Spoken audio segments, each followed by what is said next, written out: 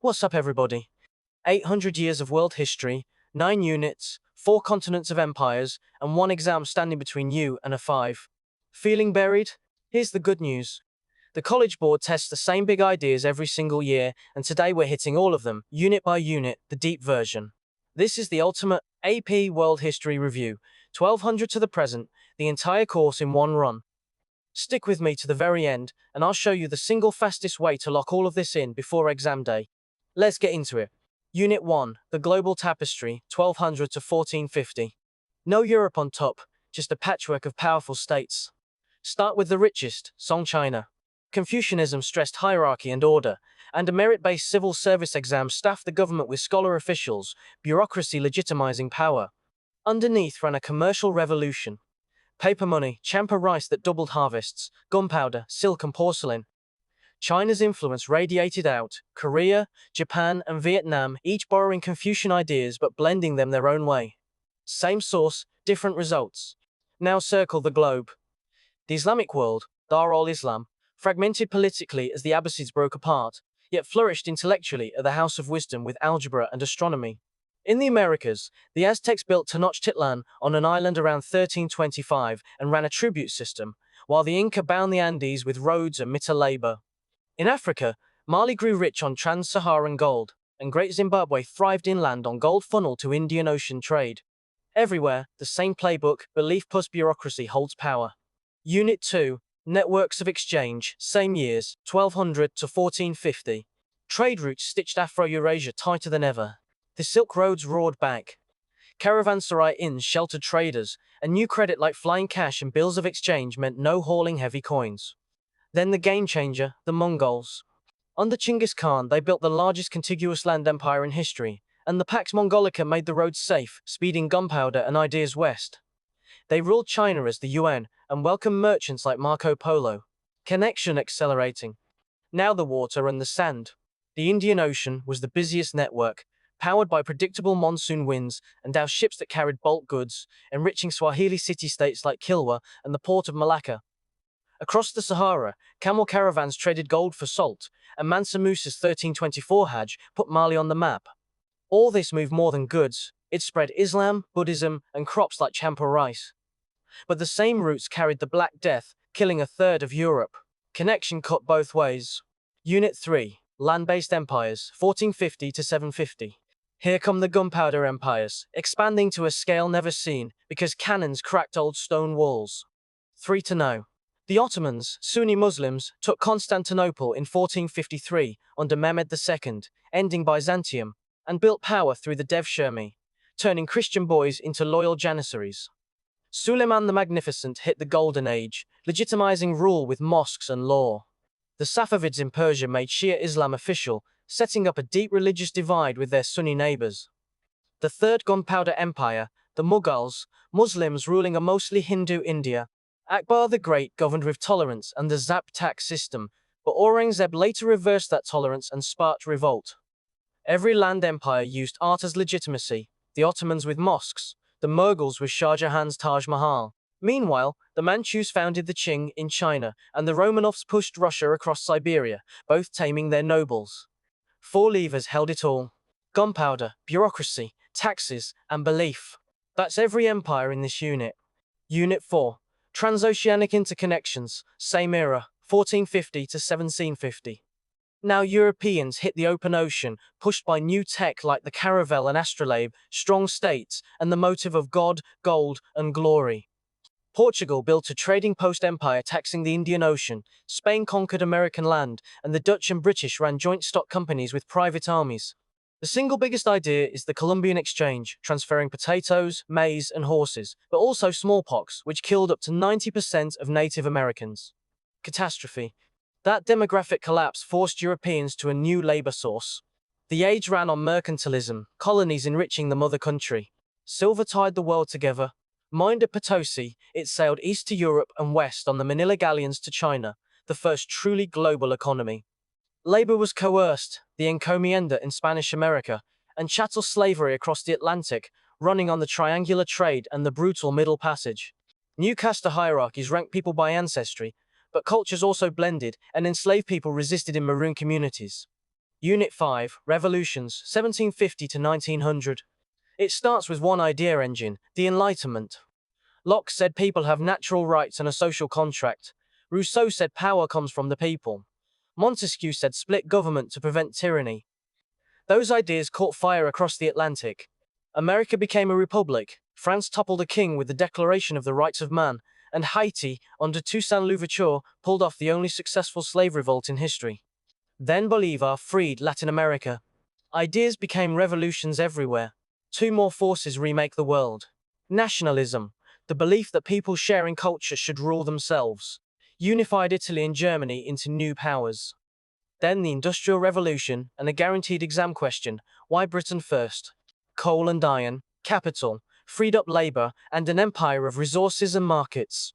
The factory system and steam engine exploded production. That sparked the big fight, capitalism, with Adam Smith's laissez-faire, versus socialism, with Marx and Engels. Cities swelled, new classes formed, and industrial wealth and misery sat side by side. Unit 6. Consequences of Industrialization, same span, 1750 to 1900. Industry gave Europe steamships, repeating rifles, and quinine, and suddenly the whole globe was within reach, the new imperialism. The guaranteed topic is the scramble for Africa. At the Berlin Conference of 1884 to 1885, Europeans carved up 90% of the continent with no African leaders present. Asia got carved too, Britain ruling India directly as the Raj after 1858, and forcing China open through the Opium Wars and spheres of influence. Direct control everywhere. How did they justify it? Social Darwinism, scientific racism, and the civilizing mission, the so-called white man's burden, excuses for profit dressed up as virtue. Colonies were reorganized for extraction, single cash crops leaving them fragile. People fought back. The 1857 Indian Rebellion, the Boxer Rebellion, and Ethiopia actually defeating Italy. Some states reformed to survive. The Ottoman Tanzimat, Qing self-strengthening, and the standout, Meiji Japan, which industrialized and became an imperial power itself. An industry uprooted millions into global migration and diasporas.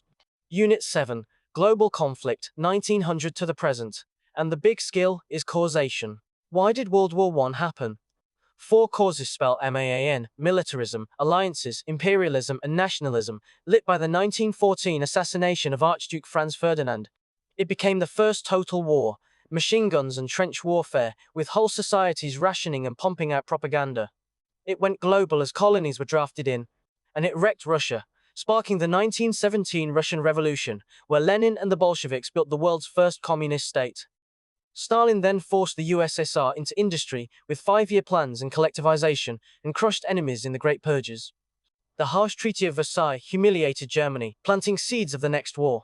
Then the 1929 crash brought the global Great Depression, and desperate people turned to fascists, Mussolini, Hitler, and Japan's militarists.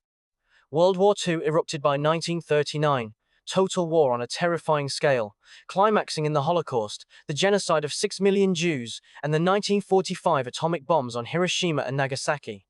The nuclear age begins. Unit 8, the Cold War and Decolonization, 1900 to the present. World War II left two superpowers, the capitalist United States and the communist USSR, never fighting directly, leading rival alliances, NATO and the Warsaw Pact. Instead, they fought proxy wars.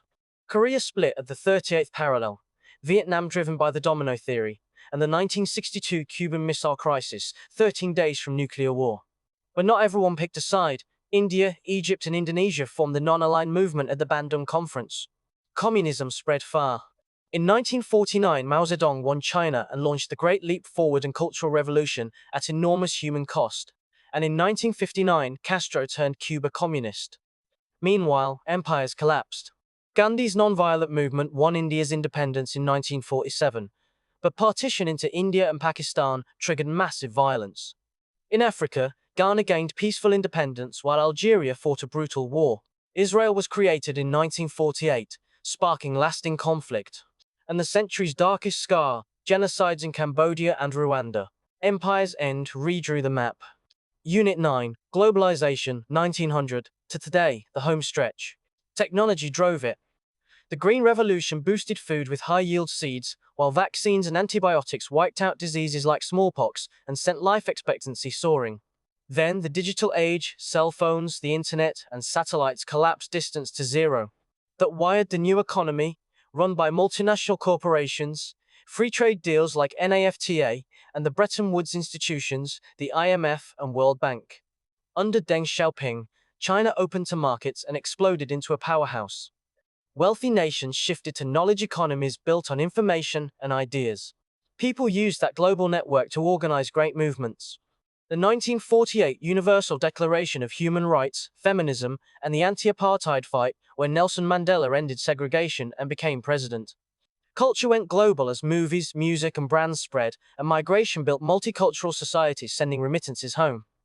But globalization brought real costs: climate change, pandemics, terrorism, and economic inequality, sparking pushback for local control.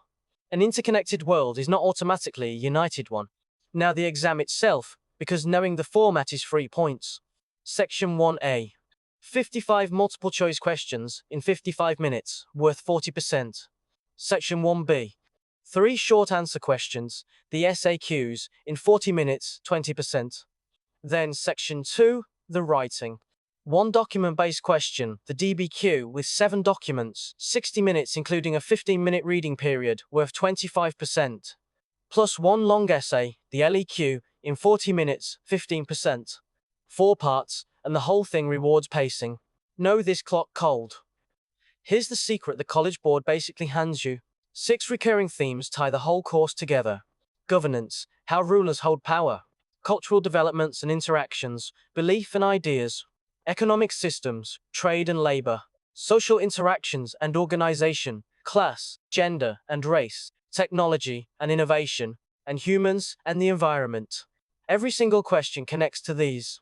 So stop memorizing random facts, start sorting them into these 6 buckets, and suddenly 800 years of history actually clicks into place.